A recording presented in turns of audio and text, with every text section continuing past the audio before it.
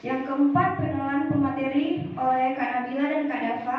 Yang kelima, paparan materi yang disampaikan oleh Kak Nabila dan Kak Dava juga. Yang keenam, sesi tanya jawab.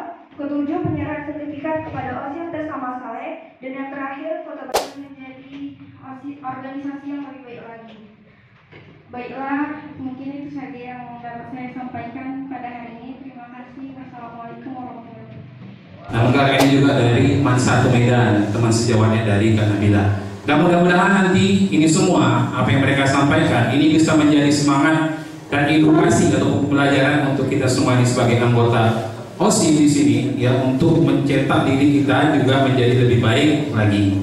Oke? Allahumma ahsin akibatana fi umuri kulliha wa ajirna min khizi dunya wa azabil akhirah. Allahumma yassir wa la tu'assir. Rabbana la tuzigh qulubana ba'da idh hadaytana wa hab lana min ladunka rahmatan innaka antal wahhab.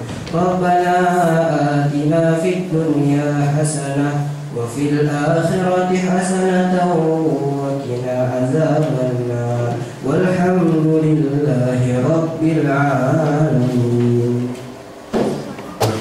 Waalaikumsalam warahmatullahi wabarakatuh. Mungkin tadi dengar dari Pak Heri ya? Maaf ya Pak. Dan mungkin tadi dia dengar dari Pak Heri ya. Kalau misalnya nama kakak data Afila Bayes lengkapnya. Tempat tanggal lahir Medan 3 September 2005. Dan sekian gak perlu dijelaskan lagi. Lalu riwayat pendidikan SD di Madrasah Islamiyah Gupi, SMP juga sama, dan SMA di Madrasah Aliyah Negeri 1 Kota Medan. Prestasi akademi atau non akademik, yang pertama adalah wakil 3 atau harapan 1 Duta Siswa Sumatera Utara tahun 2022, rank silver Olimpiade Universitas Sumatera Utara tahun 2022, serta pelatihan dokter remaja Dinas Kesehatan Kota Medan tahun 2022, dan terakhir peserta Olimpiade SHSO 2002 Universitas IBI. Dan juga riwayat organisasi tahun 2021 sampai 2022 Ketua PKR Anak Humas 1 Medan, tahun 2021 sampai 2022 anggota UKS Madrasah Aliyah Negeri 1 Kota Medan Divisi Ganasa, dan tahun 2022 sampai 2023 penanggung jawab Divisi Pendidikan Duta Siswa Sumatera Utara. Selanjutnya Kak Nabila, silakan.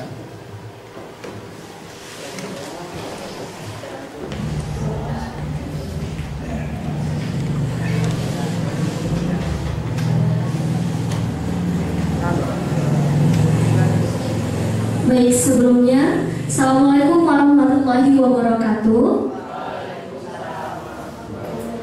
Selamat siang adik-adik semuanya. Sehat? Pada semangat nggak?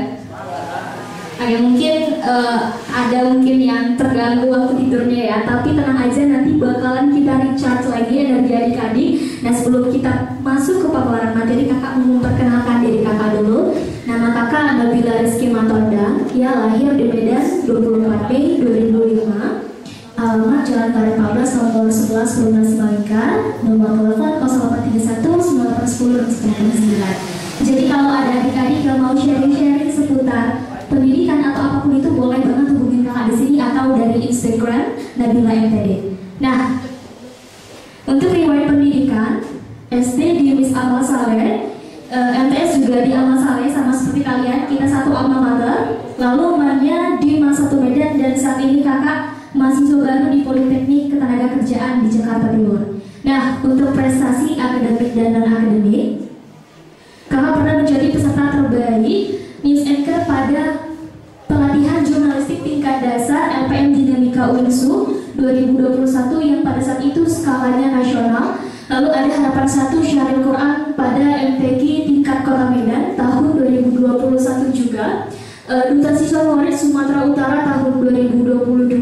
Lalu juara 1 Miss Anchor di Universitas Dharma Wangsa tahun 2022. Gold Medal in International Science and Invention Fair itu dilaksanakan di Bali pada saat itu skalanya internasional pada tahun 2022 November lalu. Lalu ada juara 3 Syaril Quran Putri tingkat provinsi di MAN 2 Model Medan, tetanggaan sama MAN 1. Lalu ada juga juara 3 pidato 3 bahasa tingkat provinsi di SMKN 1 Percus Seituan tahun 2022. Juara 1 Miss Anchor Pekan Jurnalistik Week 2023 ini baru-baru aja Kakak laksanakan. Lalu juara 1 Miss Anchor pada peringatan Hari Pers Nasional yang dilaksanakan di Gedung Astaka di Panji. Mungkin adik-adik ada yang hadir pada saat itu. Lalu ada pemateri di RRI News. RRI itu adalah Radio Nasional Indonesia. Pada saat itu menjadi pemateri dengan tema, adik-adik bisa baca di slide yang Kakak tampilkan.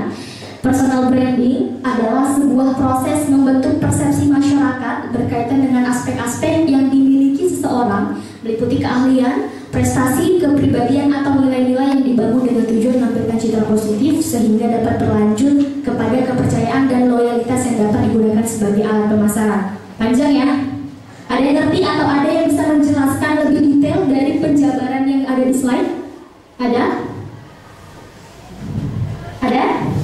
Oke, kakak jelaskan lebih rinci lagi maksudnya. Personal branding itu adalah sebuah proses membentuk persepsi. Persepsi itu adalah pemikiran, pola pikir kita kepada masyarakat berkaitan dengan aspek-aspek yang kita miliki, meliputi keahlian kita, kepribadian kita, dan lain sebagainya. Apa gunanya personal branding itu adalah untuk menunjukkan jati diri kita yang baik-baik kepada orang lain. Seperti itu. Sampai sini paham? Paham? Oke. Nah, tidak hanya sampai di situ. Untuk mengembangkan, untuk membentuk pola pikir seseorang terhadap kita, gunanya apa Kak? Gunanya ialah untuk meningkatkan kepercayaan dan loyalitas yang dapat digunakan sebagai alat pemasaran. Alat pemasaran di sini maksudnya apa? Alat pemasaran di sini maksudnya universal, yaitu adalah daya tarik kita. Daya tarik kita untuk membuat orang tertarik sama kita. Itu adalah yang dinamakan personal branding. Nah, maksudnya bagaimana? Kasih contoh deh. Misalnya ketua OSIS kita Airin, ya benar? Nah, dia punya skill, punya potensi public speakingnya baik, public speakingnya bagus, dia oke ketika berbicara di depan umum. Jadi untuk membangun personal branding dia itu, dia terus melatih skillnya tampil di depan umum hingga nantinya dia membuat orang-orang memiliki persepsi pada dia bahwa dia adalah public speaker yang baik, sehingga orang-orang senang ketika melihat dia berbicara di depan umum. Itulah yang akan digunakan sebagai alat pemasaran, yaitu adalah daya tingkat, daya tarik kita. Ketika nanti dia sudah disukai sama orang-orang, bisa jadi dia dapat job sebagai MC, diundang jadi pemateri atau lain sebagainya. Itu tadi yang dimaksud dengan alat pemasaran. Oke, next. Kenal? Kenal ya? Siapa? Tunjuk tangan. Ada yang mau menjabarkan? Ada? Kalau ada tunjuk tangan, kakak tunjuk ya.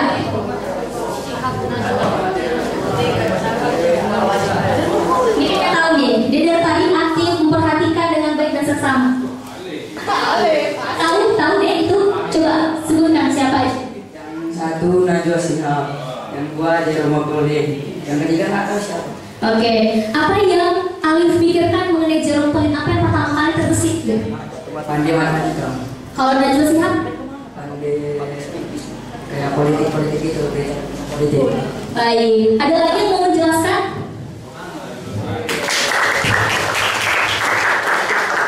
Baik, ada lagi dari perempuan mungkin ya? Ada? Ada yang mau menjelaskan? Mau? Harus mau, yuk. Jelaskan, maksudnya itu kenal nggak sama tokoh-tokoh itu? Apa yang namanya siapa tadi? Ada nama dia siapa? Indah Nurania. Dipanggil?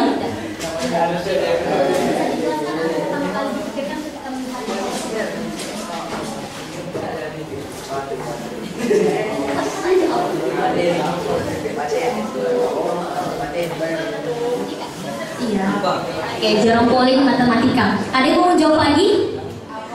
Gak ada yang kenal ya dengan kakak yang berjilbab ini? Gak ada ya? Oke.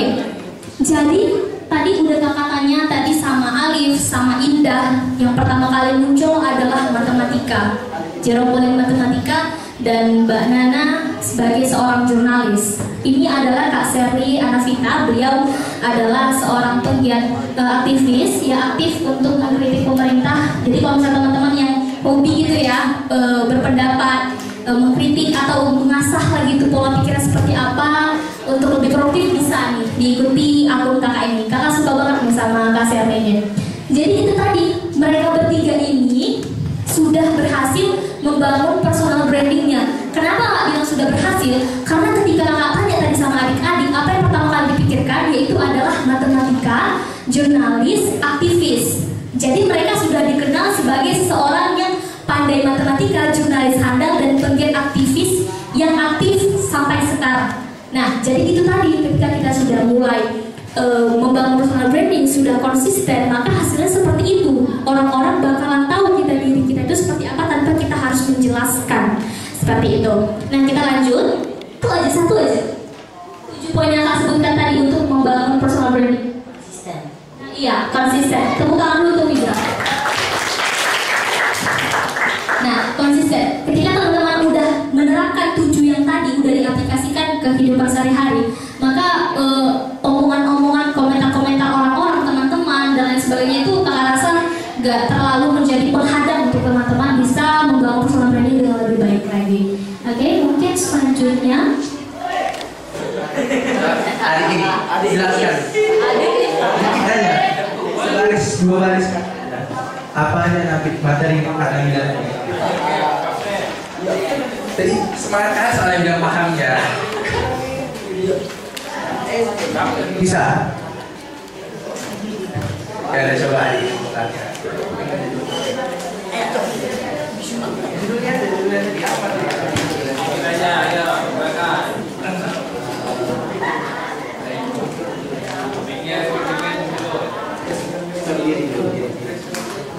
apa? Apa yang diingat aja dari materi Yang saya ingat tadi adalah tentang personal branding itu, yang isinya tentang mengetahui diri sendiri. Iya, kurang ajar ini namanya. Oke, terima kasih kakak. Jadi sebelum materi kakak mau ngajak main games dulu, boleh kan? Coba semuanya berdiri.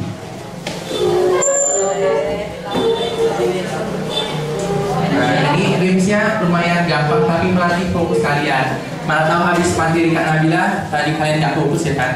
Jadi kalau misalnya kakak bilang pagi, kalian tepuk tangan sekali, siang tepuk tangan 2 kali, sore tepuk tangan 3 kali, kalau malam, iya pintar, kita fokus ya. Pagi, malam. Oke, ini harus sudah mulai fokus ya. Nanti 3 orang yang gagal maju ke depan. Oke. Sore. Aduh, nggak semangat. Siang, pagi, sore, siang, pagi, sore, siang, pagi, siang, sore, pagi, siang, sore, malam. Siapa tadi yang tepuk tangan? Siapa dia? Maju aja. Ayo, ke depan. Oke. Satu tumbal udah dapat ya guys. Oke, kita mulai lagi ya. Malam. Saya Nafisa Azhar. Nafisa ya. Coba kamu ceritain apa aja yang kamu lalui dari pagi sampai sekarang. Ceritakan aja ke kami. Kayak gimana kamu bangun, habis ngapain? Silakan. Bangun tidur, mandi, sarapan, berangkat ke sekolah, belajar, istirahat, belajar lagi, pulang, baru ikutin acara ini. Simple ya hidupnya. Simple itu. Oke, boleh duduk. Ya gampang aja. Coba ini. Ya. Kayak ini abang duduk ya. Apa hubungannya? Apa?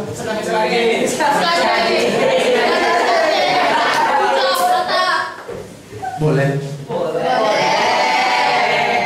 Senam sekali 10 detik aja. 10 detik, cuma 10 detik. Kenapa? Kenali yang bukan. Aja lah. Ayo yang tunjuk maju yuk. Satu orang lagi. Oh iya, majulah siapa? Sampingnya. Oke, silakan maju dari. Ayo semua. Ayo. Ini ya.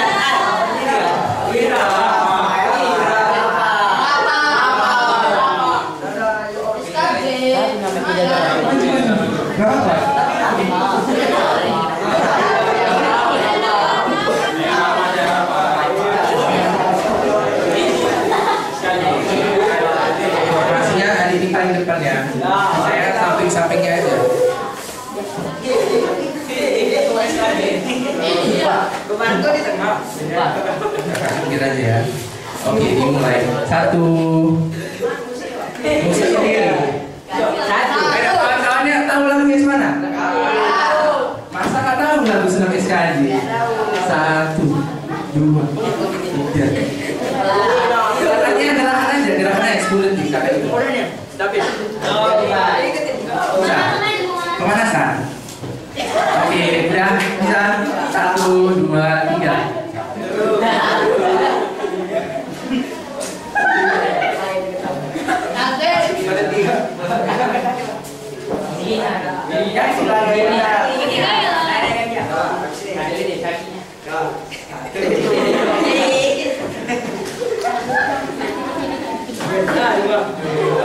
Oke, udah. Terima kasih. Mas pinjam apa ya bukannya hobinya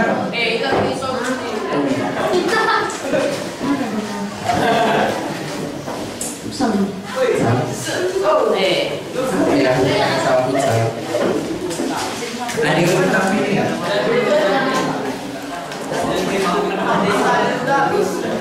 Bisa jangan pakai botol ini. Nggak bisa. Ampuni aja. Suruh duduk aja ini. Ya, apa hukumannya? Ada ini. Apa ini? Joget, mau joget? Joget yang lagi viral sekarang.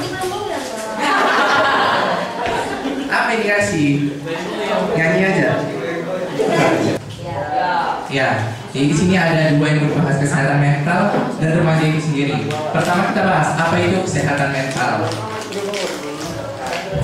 Ini dibilang kesehatan mental merupakan suatu kondisi yang memungkinkan perkembangan fisik, intelektual, dan emosional yang optimal dari seorang, dan perkembangan itu berjalan selaras dengan keadaan orang lain. Jadi singkatnya, kesehatan mental itu biar lebih paham, itu adalah kondisi di mana mental kita itu nggak melakukan sesuatu yang aneh gitu. Misalnya kesehatan mental ini dipikirkan orang yang mentalnya nggak sehat itu orang yang misalnya punya gangguan jiwa. Padahal enggak. Dari misalnya kakak, apakah mental kakak sehat? Belum tentu. Apakah mental kalian sehat? Belum tentu. Bisa aja dari misalnya kalian sering menunda pekerjaan, itu bisa indikasi dari kalian yang nggak sehat mentalnya. Itu udah menjadi salah satu contoh. Lalu kemudian mental yang sehat adalah terwujudnya keserasian yang sungguh-sungguh antara kunci fungsi kejiwaan dan terciptanya penyesuaian diri antara individu dengan dirinya sendiri dan lingkungannya berdasarkan keimanan dan ketakwaan, serta bertujuan untuk mencapai hidup bermakna dan bahagia di dunia akhirat. Paham nggak? Enggak. Jadi intinya mental yang sehat itu bagaimana keserasian antara jiwa kalian, pikiran kalian, dan bagaimana cara kalian mengaplikasikannya dalam kehidupan sehari-hari kalian. Oke, lanjut.